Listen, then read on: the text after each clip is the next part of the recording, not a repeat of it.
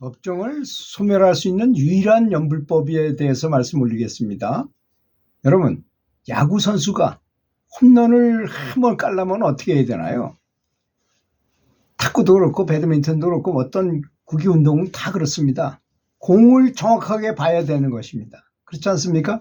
공을 보고 사람의 습성은 어떠냐면 공이 날아오는 건 잘 봐요. 그런데 실제로 맞는 순간을 안 봐요. 가장 중요한 건 맞는 순간에 봐야 되는데 사람의 특성이 그래요. 이렇게 날아오면 공이 날아오면 쫙 앞에까지는 보다가 맞는 순간에는 딴 데를 보면서 쳐요. 실제로는. 그게 참 사람의 특성입니다. 또 사람은 어떠냐면 공이 이렇게 날아오거나 그러면 발부터 움직여서 그 위치로 가서 쳐야 되는데 자꾸 발은 안 움직이고 조금이라도 안 움직이려는 그런 습성이 있어요. 사람에게는. 이게 바로 연불하는 사람이 정성을 다하지 않고 연불하는 거하고 비슷해요. 사람의 속성이 원래 그런 것입니다. 에고의 속성인 것이죠, 말하자면. 그래서 야구할 때 홈런을 치려면 당연히 공을 아주 거기 있는 글씨까지 보이게, 거기 있는 이렇게 바늘로 꼬맨 자국까지 다 보이게끔 보라는 말을 하는 것입니다. 그래야만, 그래도 홈런을 못 치는 수도 있지만, 그래도 그렇게 해야만 홈런 칠 가능성이 더 높아진다는 것입니다. 그렇다면, 우리 불자들이 연불 수행해서 이 야구공을 보는 것처럼 해야 되는 게 무엇일까요? 굉장히 중요하지 않습니까? 그래서 저는 늘 말씀드리기를 청화선사께서 그걸 많이 강조하셨죠. 여러분의 참 이름이 바로 아미타불입니다. 아미타불이 바로 여러분의 참 이름입니다. 지금 나의 이름인 법천이니 이런 얘기는 그냥 세속적인 의향에 대한 이야기일 뿐이고 진짜 나의 이름은 아미타불, 아미타가 무량광이란 뜻이에요. 뭐 다른 뜻이 아닙니다. 무량광불이 우리 속에 있다는 것입니다. 그래서 깨닫고 나면 그 무학대사 얘기를 늘 제가 말씀드렸잖아요. 깨닫고 보니까 내가 내 이름을 부르고 있었구나 라고 느껴지셨다고 말씀하셨다고요. 그래서 연불에서의 야구공을 바라보는 것은 자성불을 바라보는 것과 같다. 실제로 나는 바라는 거는 자성불인데 외부의 부처님을 불러요. 왜 그러냐? 그건 왜 그러냐? 자성불이 부른다고 나타납니까? 그런데 외부에 정말 깨달은 부처님이 계세요. 그 부처님을 자꾸 불렀을 때 어떤 현상이 일어나냐면 외국에서 대통령이 오면 우리나라에서 누가 영접하러 나가야 됩니까? 공항까지. 대통령이 나가야죠. 만약에 장관이 나갔다면 이건 크나큰 결례일 것입니다. 그렇잖아요.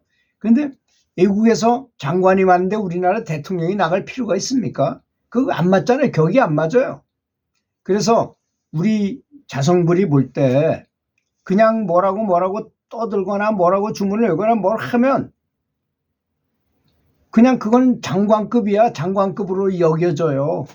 그런데 아미타불을 부르거나 관세음보살을 부르면 그거는 그 나라 대통령이 온 것처럼 대통령이 나갈 수밖에 그래서 자성불이 나올 수밖에 없게 돼 있는 것입니다. 굉장히 중요한 개념입니다. 이 개념이. 그래서 부처가 되고자 하는 사람은 부처를 만나야 된다는 것입니다. 그렇잖아요. 촛불을 켠 사람만이 빈 촛불에다가 촛불을 옮겨줄 수 있어요. 그래서 부처님이 자기 본인을 부르는 것보다는 저기 극락세계라는 곳을 다스리고 있는 아미타불을 부르면 모든 것이 다 해결하게끔 이렇게 다 이미 다 세팅을 해 놓으신 것입니다. 그래서 잘 부르기만 하면 어느 단계까지 올라가면 오토런, 저절로 자동 실행하게 돼 있어요. 근데 자동 실행이 바로 되는 건 아닙니다. 물을 끓이려고 해도 일정 시간이 필요하고 별을 심으면 반드시 몇 달의 시절 인연이 지나가야 되잖아요. 남녀가 교합해서 애를 임신해도 10달이라는 시간은 반드시 흘러야만 애가 정상적으로 분만할 수 있게 되는 거 아닙니까? 그냥 애가 임신한다고 바로 낳을 수 있어요? 안 되는 것입니다. 이 인과의 세상에서는 그게 불가능해요. 물론 천국에서는 그런 게 가능해야 돼요. 먹을 걸 생각하면 먹을 게 쫙 지내 산의 진미가 차려지고 옷을 생각하기만 하면 최고로 목욕할 필요도 없고 딸지도 않는 그런 옷이 쫙 저기한테 입혀지고 막 그런답니다. 그럼 뭐 저는 그걸 잘 체험해보지 않아서 들은 말은 그렇게 들었어요. 그렇게 좋은 곳이 바로 천상이라 그래요.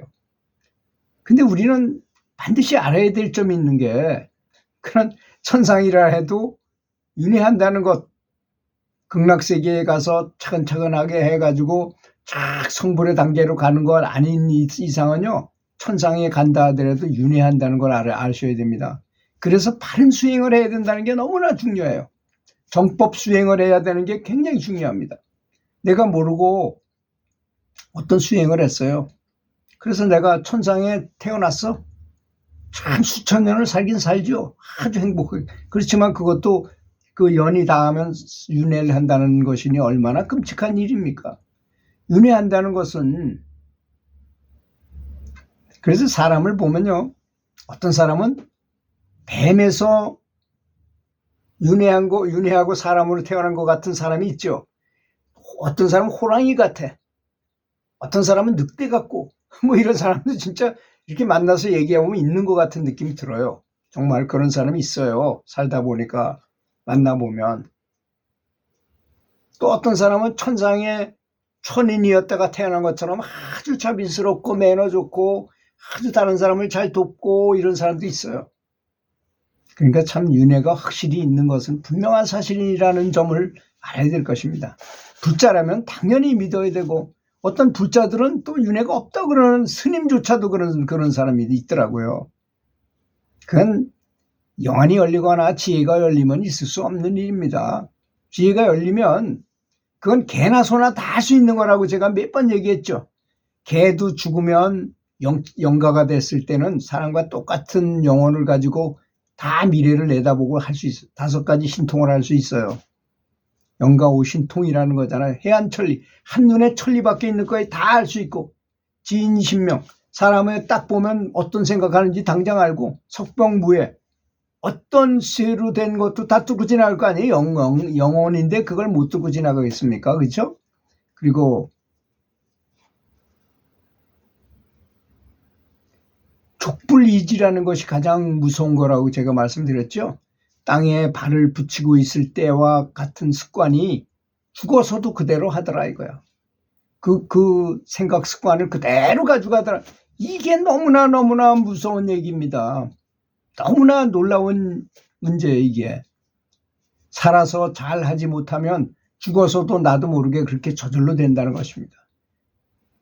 제가 얘도 많이 들었잖아요. 거기 대해서 술 먹고 필름이 딱 끊어져 버리면 매너가 좋고 기분 좋게 술 먹었던 사람은 그냥 아주 그대로, 저 사람이 필름이 끊어졌는지도 몰라. 매너 좋게 하던 대로 하니까 그냥 무조건.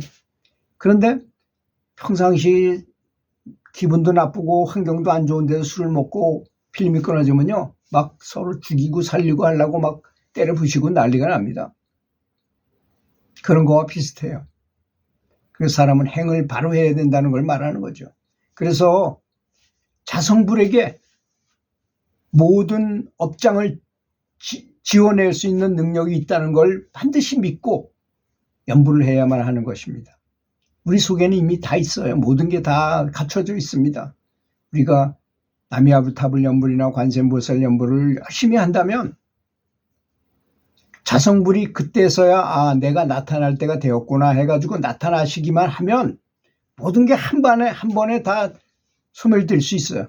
아무리 꼼꼼한 동굴이라 하더라도 헤드라이트를 한번 쫙 비치면 환해지면 모든 어둠을 없어져 버리잖아요. 그거하고 똑같다 그럽니다. 깨달음이라는 것이 그렇다는 것입니다. 깨닫는다는 건 빛이 있다는 걸 말하는 거예요. 빛이. 영혼의 빛이 비쳐서 뭐든지 다 알게 되고 이런 상태에 간다는 것입니다. 이걸 나는 연불해가지고 극락광생만 목표로 했는데 뭐 그런 말을 하나 이렇게 말씀하실지 모르겠습니다. 그러나 극락왕생하는 거는 왕생하는 거대로 하시고 더 높은 것을, 성부를 바라야 된다는 것입니다. 성부를 바라게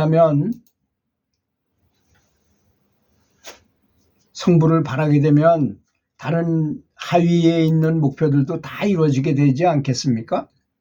그렇게 거대한 응대한 목표를 세우고 아주 강한 신심을 가지고 연불하시기 바라겠습니다. 들어주셔서 감사합니다.